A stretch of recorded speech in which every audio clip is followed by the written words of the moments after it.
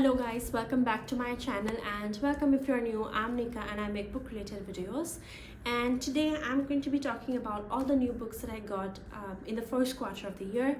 I'm very excited and I hope you watch this video until the end. Let me know if any of these books are in your wish list, if you want to read them, and if you've read them, let me know what you think, what you thought of them, because I would love to know your thoughts. But yeah, without further ado, let's dive right in. I am very excited to share all of these about 30 books with you. So yeah, let's get started. Right, so let me first go through the books that I got in the month of January. In January, I got 3 books. The first one is this, The Velvet Hotline by Arsh Verma. Now I got this as a review copy, so I did not buy it myself from the author, and I was really happy about this. I mean, I feel like I began the year on a good note, a gifted book. So basically in this book we follow a primary school teacher as she joins the suicide helpline center for a kind of volunteering gig during the summer holidays. And however, things are not as the same at the suicide helpline center, and we discover how as the story goes on.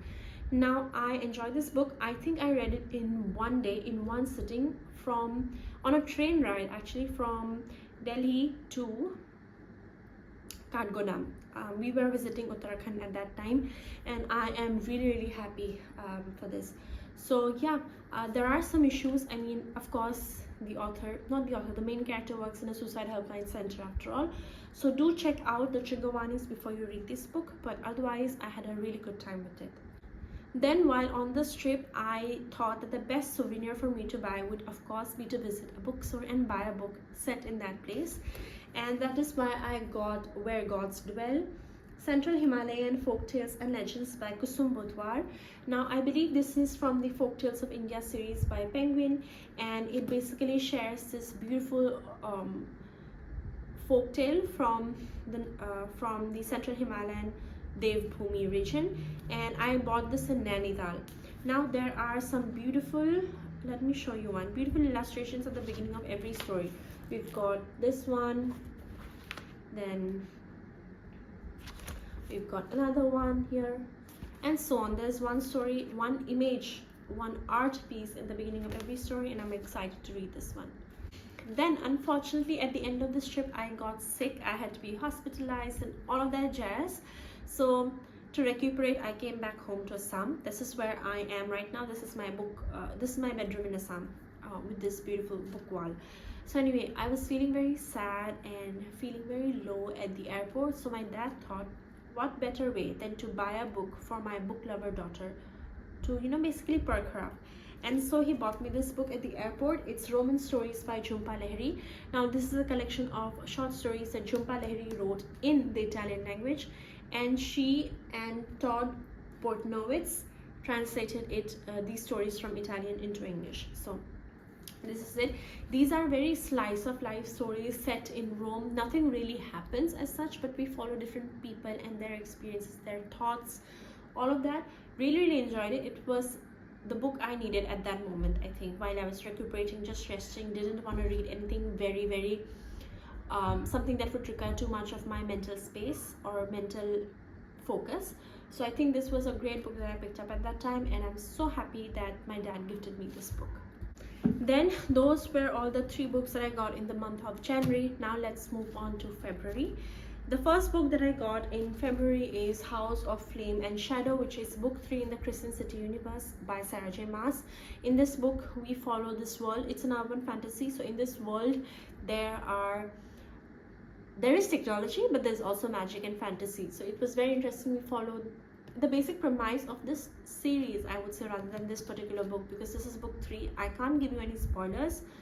So in this book series we basically follow Bryce, who is half fae, half human, I think, and we follow her partner in crime, Hunt Athlar. He's a fallen angel, and their adventures together. There are werewolves, there are angels, there are more people. So it's very interesting, this world. There are different revelations coming up in every book, and this one particularly is very interesting because of its setting. I'm a big Sarah J Maas fan. I'm not ashamed to say it, and so I'm really excited to pick this up. I haven't yet picked it up because I feel like this is quite a big book, so I will need to allocate some time to it. I might get to it in May, I think, not in April. So yeah. Then I was in the mood for something unhinged, gory, all of that, and so I got Wilder Girls by Rory Power. Now this is quite a popular book on Instagram, Bookstagram, so I'm sure you've heard about it. But basically in this book we follow these girls who are in a boarding school in an island, and they are basically cut off from the rest of the world because it's some sort of a disease has spread, like an epidemic like COVID, but the results of it are very dangerous. Some girls have all of these flowers, plants sprouting up out of them. Some girls skin has transformed into fishy scales and all of that. So it's the mystery of finding out what's happening, how these girls are surviving, all of that. Really interesting. Actually binged it. Then I also got this book called The Skeleton Key by Erin Kelly. Now in this book we follow this girl Nell. Her real name is Eleanor, we call her Nell throughout, and her relation with her family. So basically her father is very famous because he wrote this kind of children's artsy book in which there is a mystery of finding treasure. So if you solve the mysteries, there are different levels, so after each level you crack the code and then figure out the location in England wherein the treasure is hidden, all of that. We follow Nell and how she deals with all of the fallout, with all the fame that this family gets and everything. Now I have to say that this is less mystery. I mean I am 40% in so far. It's my current read. I am 40% in so far, and this is less of a mystery but more of a family drama so far. So know that before you go in. It's interesting, but of course the writing is kind of slow, the pacing is slow because it's more about them. The mystery is revealed very slowly, and even then I am wondering if there is a mystery. So yeah, I am enjoying it, but I want to know where this goes. Yeah. Then again, in the same unhinged vein, I got What Big Teeth by Rose Sabo. In this book we follow this girl who has been sent away by her family to live in a boarding school, but something happens at the boarding school, and so she has no other choice but to run away from there and come back to her family, the members of which are, each and every one, are very dangerous. And so it's interesting to see how she will navigate her family life. There is fantastical elements there, and I am not giving you a spoiler when I say that it's a family of werewolves, because that's what you get to know in the prologue itself. So that, again, I read it very quickly in 1 or 2 sittings, but it was an interesting read. Overall, would recommend. Then I got 2 books. I got the Letters of Enchantment series. The first book in this Letters of Enchantment series is Define Rivals. It's by Rebecca Ross, and the second book is Ruthless Vows, also by Rebecca Ross. I mean, obviously. So this book is set in a world where these 2 characters, the female main character and male main character, are colleagues at a newspaper. They're both journalists, I believe, and their world has been torn apart because of a war that is going on between 2 gods. So it's really interesting to see how they navigate all of that. Of course, there's a romance angle to it as well, and these 2 people are connected by magical typewriters. So that's that. Really excited to let you know that I really enjoyed this series. I will also want to thank the publisher for sending me the review copy, because I had a great time with this book. So would recommend, definitely. It also gives very historical fiction vibes, because it gave me kind of like World War I or World War II vibes. So yeah. Then moving on, I also got I Want to Die But I Want to Eat Tteokbokki, which is a kind of part memoir, part self-help book by the author Beck Sehi. It was translated by Anton Hur, and it's basically a record of the conversation that this author has with her psychiatrist. Again, because of this topic itself, I would recommend you to check out the trigger warnings before you pick up this book. It's not for everyone. Unfortunately, it was not for me as well, but I would urge you to make your own decisions after you check out the synopsis. Then I also got this book, Hamsafar, The World of Udu Poetry by Hitesh Gupta Adil from Fingerprint Publications. Now this was a gift from my brother, and I'm really happy and excited to read it actually. Now it's a collection of different Urdu poets and their works. In the beginning there's also a kind of like introduction place where it talks about love in Urdu poetry, the anatomy of a ghazal and all of that. Then we have works by Mir Taqi Mir, Firak Gorakhpuri, then we have Dag Delavi and Jan Nisar Akhtar, Gulzar even, all of them. So really excited, and the best thing is that each poem has an English translation, because and that is the reason why I bought it, precisely because I do not understand a lot of Urdu and Urdu poetry, because the first time that I was exposed to like proper Urdu shairi, ghazals and all of that, and ghazals apart from the most popular mainstream songs, was when I moved to Delhi, because Urdu is an important part of the culture there, whereas in the northeast, in Assam, Urdu does not have that position. It's either English or the local language or Hindi, but Urdu does not have that much of influence there, and as such I do not know a lot of this cultural and Urdu literature, so hoping to change that. And then I also got this book. Now this one is actually a review copy that was sent to me by the author. It is Instruments of Torture by Aparna Sanyal. It's a collection of short stories by the author, and I have read this author's work before. It was a poetry collection and I really loved it. So when I knew that she is coming out with fiction this time, I really wanted to check it out and see how it goes. This is a collection of short stories. Each one of them is based on one particular instrument of torture that was used in medieval times. So really interesting. It covers a myriad of human emotions, if not all, and I really enjoyed it. So those are all the books that I got in February. Now moving on to March. The first book that I got is a review copy that was sent to me by HarperCollins. It is Anna O. Now this is a thriller mystery book. In this book we follow this doctor called Dr. Benedict Prince, who is a forensic psychologist and also sleep doctor. Now his new patient is this this person called Anna O. Now Anna is infamous, because she was found by the side of two of her friends who had been stabbed, and she was carrying the knife. However, the catch is that when police came and everything, she was asleep. She was not awake, and she has been asleep for the 4 years since. Now Benedict Prince is, as a sleep doctor, he's gonna try to wake her up for the trial, for the police case, everything. So it's a really interesting premise. I read it in 2 days, I think. Had an enjoyable time with it overall, and I would definitely recommend you to check it out. Then I got another review copy, and this is called Happy by Selina Baljeet Basra. Now this was sent to me by Astor House. Very thankful to them.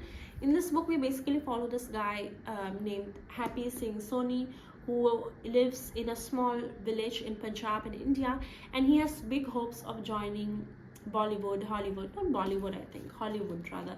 He wants to be an actor, but he has all of these dreams. What happens is that nearby there's a new amusement park sort of that comes up, and it buys all of the local land. It really affects the farmers, and the youth have no option but to join that enterprise to earn a living. So it deals with all of that. Again, I think this is going to be a bittersweet sad read, despite the nice smiley, precisely because of that actually, I think. So yeah, really excited to read it.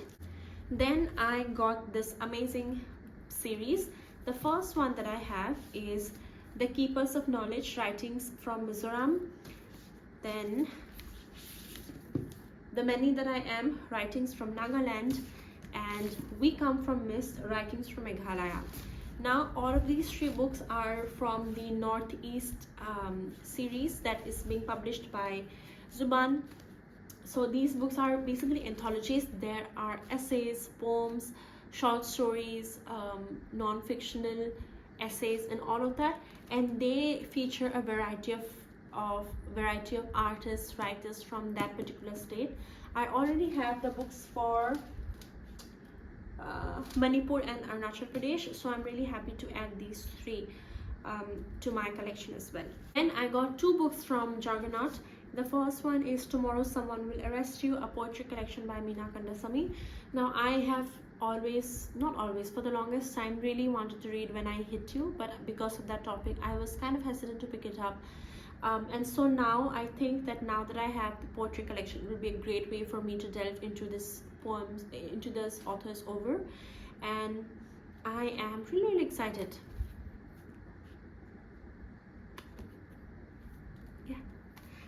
Then Juggernaut also sent me this beautiful book, The Bad Cook's Guide to Indian Cooking by Akansha Sethi. It's a collection of different recipes and also a basic knowledge that you can have when it comes to the kitchen. There are some very beautiful illustrations. It's a very beautiful cookbook, and I think that people who have just started to live alone, maybe moved away from your homes for education and other such purposes, and you now have to take care of your own food, cooking, everything, this is going to be a helpful book for you because the recipes are quite easy, and definitely you don't have to be a rocket scientist in cooking when it comes to these ones. So I think that's great. I got 3 graphic novels. The first one is India Dreams Mystery Trails. This is book 1 of the India Dreams series by Maurice and J.F. Charles. As far as I know, this is a French comic book / graphic novel series, but so far only 4 have been translated into English, I think. So yeah, that's that. Really excited to read it. Then I also got The Hotel at the End of the World by Parishmita Singh. Now this is a collection of short stories rather told in a graphic novel format, because we follow all of these different customers who are sitting at this hotel, and every one of them has a different story. It features the Northeast greatly, so really excited. On their journey to China, Kona and Kuja, bound together by fate, stumble upon the trail of the floating island, promised land of plenty. Pema's stories about lost love, while her husband speaks of homesick Japanese soldiers in Manipur and the Naga Hills during World War II. The prophet takes us back to the quest for the floating island, leading us to the little girl's story as she sets out to fetch water and chances upon something quite unexpected. So, drawing from various oral storytelling and folklore traditions of Northeast India, and with influences ranging from Commando War comics to World War II history and Buddhist art, Parishmita Singh creates a world that's magical yet very lyrical. So it's black and white. Really excited to read this book. The other graphic novel book that I got is Terminal 9 by Devasmita Dasgupta. Again, very stunning art style. We basically follow this girl called Khwab Nazir, who is on her way to represent India in an international jiu-jitsu tournament. She nervously looks towards her unknown future and also reflects on her complicated past of growing up against the insurmountable difficulties of life in Kashmir. That's that. Then I wanted something dark academia-ish, and that's why I got The Closter by Katie Hayes. Now in this book we follow this girl called Anne Stilwell, who just recently joins the Metropolitan Museum of Art. Her colleagues are now these amazing researchers, very focused on their work and everything, and she suddenly discovers this collection of tarot cards that were thought lost to time, but she does discover them, and that is from where the story changes or moves forward. Basically, that's the basic premise. Really excited. I think the cover is stunning as well, and yeah, really excited to read it. Then the last 3 books I'm going to talk about are all from the Northeast. The first one is Beneath the Simolo Tree by Sarmishtra Preetham. Now this was originally written in Assamese, but this book has been translated from Assamese into English by Ranjita Bishwas, and I want to thank Simon & Schuster for sending this review copy. We basically follow Paridhi, who is from a rural village in Assam, and her experiences with everything basically. So really excited for this. Then I went to a recent book launch event and got these 2 books that were being launched that day. The first one is Tales from Assam's Boro Heartland, Whistles of the Sipung by Rashmi Narsari. Now this is a collection of folk tales inspired by Boro folk tales. Now you might ask what Boro is. Boro is a tribe of people in Assam, so it's based on their own folk tales. Then we also have Kahini, A Story of Our Times by Dhrubajyoti Bora, translated by Mitra Fukan, translated from the Assamese by the way. And in this book, it's a slice of life tale, and it deals with a different set of social issues that people face in Assam through the lives of these four main characters who are really good friends, these men. So yeah, really excited for these two books. So those were all the books that I got in the first 3 months of the year. Actually, let's count them. In January I got 3 books, in February I got 9 books, so 12, and in March I got 15 books, so that comes to a total of 27 books. I think I did pretty well. It's like roughly 10 books every month, which was fine. Okay, I did get quite a lot of gifts and review copies as well, so I think it really balances it out. So let me know if you've read any of these books and what you thought about them in that case, or if any of these books are in your TBR as well. Would love to let you know what I thought personally. But yeah, I would also recommend you to check out my latest wrap-up video, March wrap-up video, in which I did read quite a few of these books and share my unfiltered thoughts on there. So yeah, thank you so much for watching, and I'll see you very soon, hopefully, with another video, and I love you all. Thanks so much. Bye.